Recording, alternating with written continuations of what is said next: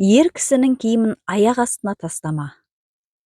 Кемпірі қайтқалы сыдық ақсақал сыртқа көп шықпайды. Аяқтарында күш жоқ, буындары әлсіз. Бүгінде күздің әдемі бір шуақты күні болып тұр. Есік алдында кішкене немересі ойнап жүр. Бұл соған қарап тәуба деп қойып ойланып отыр.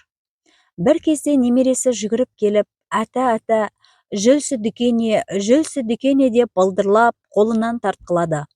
Жақын араға дейін қолынан жетектеп, кейде көтеріп, 5-6 үйден кейін орналасқан дүкенге апарып, сок, кәмпит, құрт сияқты баланың сұрағанын алып беретін. Рас, ол кезде таяқпен жүретін. Таяғын тықылдатып көршілерге баратын.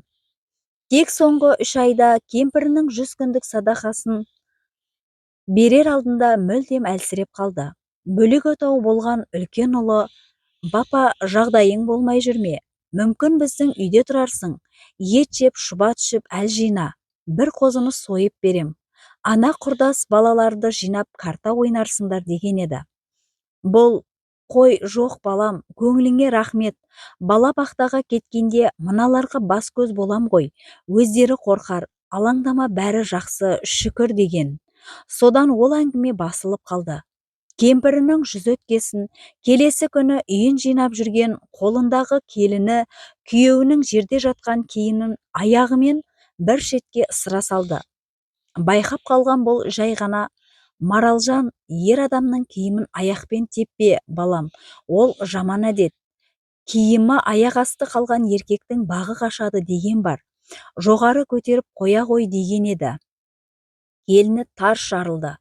«Ой папа, баршы ана жақа, енді үй жинауды да үйретпексіз бе маған? Білеміз, ақмақ емеспіз. Барыңыз ана бөлмеге. Мен үй жинап болғанша шықпай отырыңыз» деп баж ете қалды. Келін болып түскелі бұл келіннен бұндай әдет шықпап еді. Ендігісі мынау. Келіні марал десе маралдай сүйкімді, көзі тостағандай, қалың қою қара қысқа шашы бар. Түскен кезінде бұл оны аяушы еді. Әлі құртақандай сүйкімді бала біздің Бозымбайдай жолы болған екен. Әлі күнге дейін аузынан жөндем сөз шықпайтын бос белбеу шырақ мына сүйкімді қызды қалай қолға түсірді екен. Қадірін білсе жақсы ғой мына баланың деп шын жаны ашыған. Бұрын бұл оған сөйлеп, жұмсап көрмепті. Бәрін кемпірі жайғап отыратын.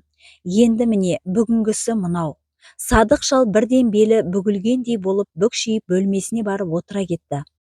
Шаң сорғыштың даусы басылған соң, әрі-беріден соң шығып еді, келіні жоқ екен. Таяғына сүйеніп тысқа шығып еді. Қалт-құлт етіп еңкейіп, сырттағы су ағатын шләңгіні немерем шықса сүрініп кетер деп жинамақшы болғаны сол еді, белі кілт етті. Енді тікеюі мұң болды. Сол арада қолында оралған киімі бар келіні шықты. Сыдық шалдың көзіне кемпірінің түзге шыққанда жамылып шығатын ұзын бешпенті оттай басылды. Өзі өлейін деп тұрса да: «Маралай, балам, ана енеңнің бешпентін қайда апарасың? Сарайға апарып тастамашы, тышқан тесіп тастар» деп ыңырана сөйледі. «Папа, сіз не бүгін маған қаталып қалдыңыз? Өзім білем қайда апарсам да. Вообще-то өртегелі барам. Не қыласыз көне киімнің иісін састып» дегені. «Ойбу жаным-ау, көзіңе көрінді-ау» деп барып қапталдай құлады шал. Көзін ашқанда ақ қалатты қыз отыр екен қасында. Жедел жәрдем алып кеткен екен. Қасында үлкен келіні де бар екен. Бұның көзін ашқанын көріп, орнынан тұрып сәлем етіп, ізет жасады да: «Ту, ата, не болған сізге? Сол шләңгіні балдар да жинайды ғой, айтсаңыз. Енді міне оқыс қимылдап, оңбай құладыңыз» деген. Садық шалдың көзінен жас бұрқ етті. Айтпады, айта алмады ештеңені. Тамағына тас тірелгендей өксігін үнсіз ішке жұтты. Бұның бетін салфеткамен сүртіп, аузына кішкентай қасықпен су тамызып, қайта-қайта маңдайын сүртіп отырған үлкен келініне ризалықпен: «Өркенің өссін қарағым, екі дүниеде абыройлы бол балам» деп мейірлене қарады. 10 күннен соң ауруханадан шығарып әкеліп, үйіне төсегіне отырғызып, орнықтырған соң, үлкен келіні кіші келінге қарап: «Сен қатын атама қарайсың ба? Дұрыс қара. Болмаса өзім үйге алып кетіп бағамын. бір шалдың бабын таба алмады деген ата қалғың келмесе қара. Кемпірі кеткен соң жетімсіреп, сәл нәрсеге күйіне береді. Оңай ма 50 жыл бірге болған жарынан айырылу? Ана былжыраққа да айтамын. Баға алмайсыңдар ма, маған айтың, өзім бағам, деп қатты зілмен айтты. Одан бері де 10 шақты күн өтті, бірақ сол аяқтарында әл жоқ. Ата жүрші бол, дүкенге балайық, үзілші деп жұлқылап тұрған немересі ойын бөліп жіберді. Үйден шыққан кіші келіні, Никон, неғып тұрсың ол шалдың қасында? Кет былай, үстіңе құлап кетер. Бармайды атаң дүкенге. Аяғы ақсақ, жүре де алмайды, кет былай. Өзіңмен өзің ойна деп, бұның жүрегін тағы да дік еткізді. Кемпірі өлді, шал болса ауру, бәле болды ғой. Осыған қараймыз деп, ешқайда да шыға алмаймыз деп, өзімен өзі бұрқырап жүр. Тауықтарға жем беріп келе жатып, әйелінің даусын естіп қалған Садықтың қолындағы кіші баласы Мәулен, әй, сен де бір тойға барып сыра ішіп, босқа ыржақтаған қызық па сол? Қатын басыңмен, еркек мен ішпеймін сыраны, сен ішесің деп еді, мынау да шап ете қалды. Хой, сен сөйлемеші осы, сен енді қалып едің, еркекпін дейді ғой. Еркектің кәте жүйі, я астында камірие болады. Ал сен айлығыңды өлгенше шешеңе беріп келдің. Оларға камри керек емес. Әркімнің тойына құртып жүре береді деп үдетіп бара жатыр еді Садық шал. Әй Марал, сен немене үдетіп барасың? Байыңның жағасына жармаспа.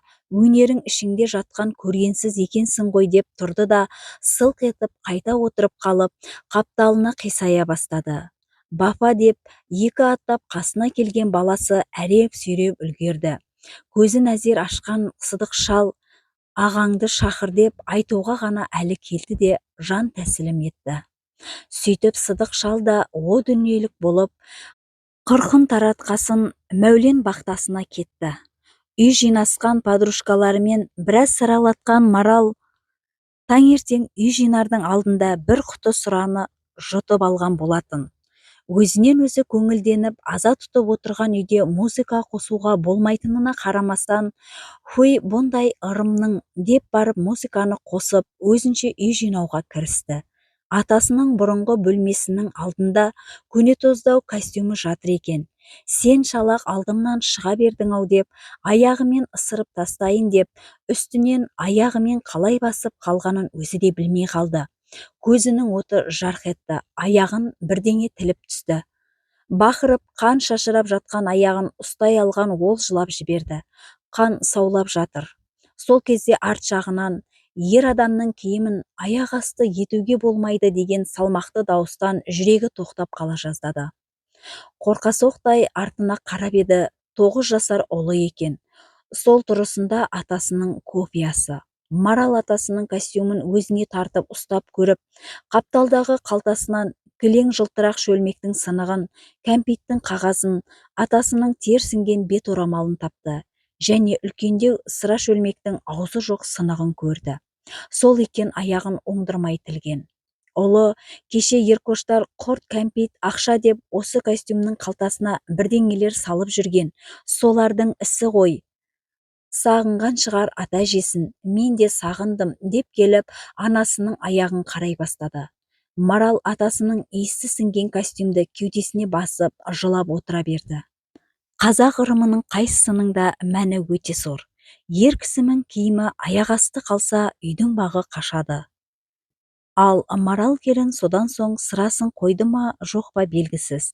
Тек көпке дейін аяғын байлап жүргенін көршілері көреді екен.